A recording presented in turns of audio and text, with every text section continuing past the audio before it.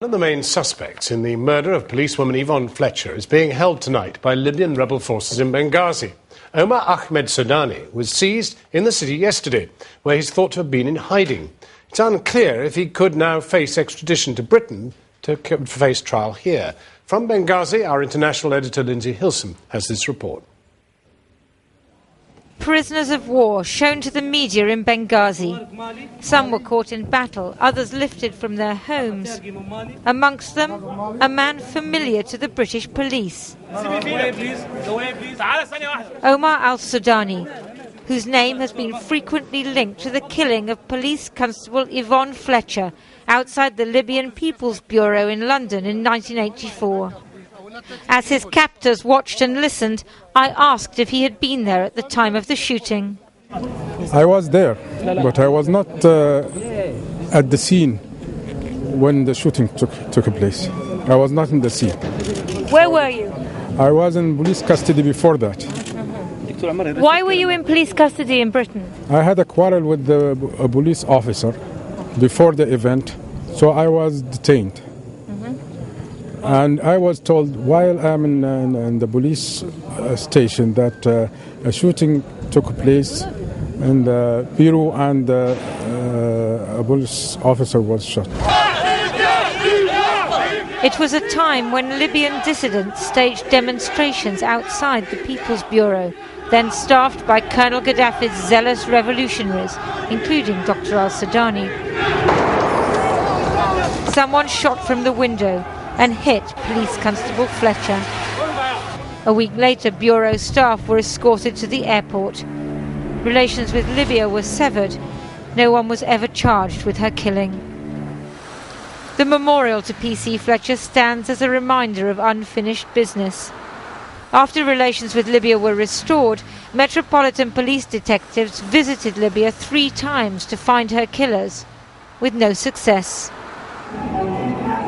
Outside the Benghazi courthouse today, people perusing the pictures of Colonel Gaddafi's victims knew the name Omar al-Sudani. They said he was a medical doctor and a senior member of Gaddafi's feared revolutionary committees. Well, he should be charged in Britain and then bring him back here to be charged for his whatever he done in British people and in the Libyan people. Should he be put on trial? I think that's up to the Libyan people to decide if he's going to be facing justice. All of these men are criminals. They're internationally wanted around the world. Him, Gaddafi, his sons, everybody. Omar al-Sudani's fate is now in the hands of the National Council, established to run eastern Libya. The people in the council here talk about justice a lot. And if the British authorities did want to talk to Omar al-Sudani, they would be likely to cooperate. He was a member of the Libyan People's Bureau in London at the time of the killing of Police Constable Yvonne Flecther. And more than a quarter of a century on, he could have important information which could finally lead British police to her killers. He is a follower of Gaddafi's.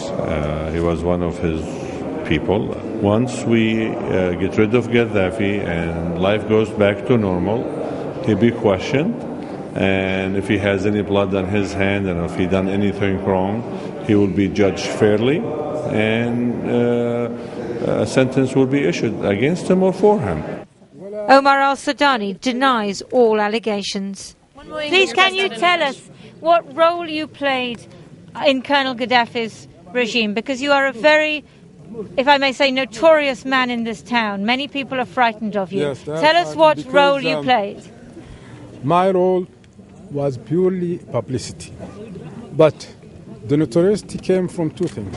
First, because of this, what was said about my role in Britain, that I was involved in the killing, while the fact, and you can make sure from the British police that I wasn't in the scene.